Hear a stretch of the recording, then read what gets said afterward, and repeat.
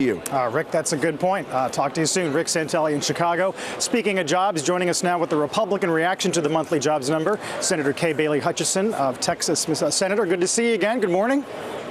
Thank you, Carl. Good to be here. 3 straight months of 200,000 or more. What is the Republican response today? Well, it's good news when we have more people going back to work. That is absolutely good news.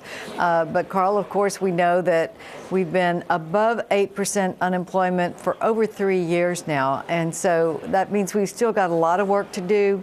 We need to pass the jobs bill in the Senate that just passed the House that the president supports to open the markets for small business. That should be the goal. Do you think it's a matter of time at this point, or do you think we actually could be adding jobs at a pace higher than the one we're doing right now? I mean, we've jumped to the 200,000 range. We were only at the 100,000 range last year. So there does seem to be some acceleration, but is it enough? Carl, that's hard to tell. You don't know if there is an inventory rebuilding that is going on here and that it will or won't last. But I think it's a good trend. There's no doubt about it. But I do think that we need to open the markets more to small business. I hear complaints from small business people all the time about not being able to get capital, not being able to borrow from banks. And frankly, the community banks are trying to lend and they feel stifled. So I think that we can open capital markets, open these community banks by adding shareholders, and we can do a lot more. With almost 15 million unemployed, we still have a long way to go. We know about your background in the oil and gas industry. You're on the Congressional Oil and Gas Caucus.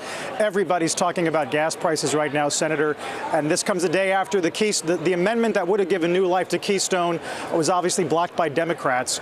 Do you see us going to new highs on crude? And what do you think the future is for gas prices in this country? Well, what's so horrible about this, Carl, is that we have the capability to lower gas prices through increased supply with the Keystone pipeline, and we couldn't get the 60-vote threshold because the Democrats blocked it. The president has been blocking it. It defies description that we would be actually flat to lowering in construction jobs. We have the Keystone pipeline ready to push right now. We could have private sector construction jobs. We could have lower costs of energy if we just supply with our own resources, our own natural resources. And it just doesn't make sense for the president to continue to stall on using our own resources, letting us drill more in the Gulf of Mexico and off the coast of Alaska. Energy prices are what could put the blanket on this increase in employment. It could put a blanket on the modest increases that we're seeing in our economy. And it's something that we can solve. You know, it's not unsolvable, and that's what's so frustrating. It obviously is a big topic on the presidential campaign, and now pressure appears to be building somewhat on Newt Gingrich or Rick Santorum to drop out, make this a two-man or eventually one-man race. Where is the party in pressuring Gingrich to do just that?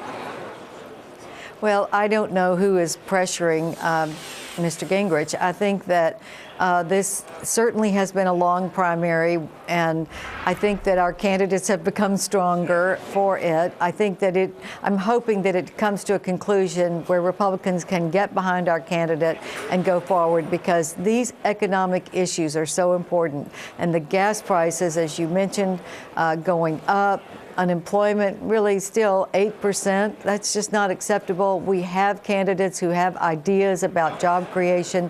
We need to move on, hopefully, and I'm not asking anyone to drop out because I think that it's been a strong competition, but I know that all of our candidates are better on the economy than President Obama. Senator, always good to talk to you. Thanks for your time today. Thank you, Carl. Kay Bailey Hutchison joining us from Dallas.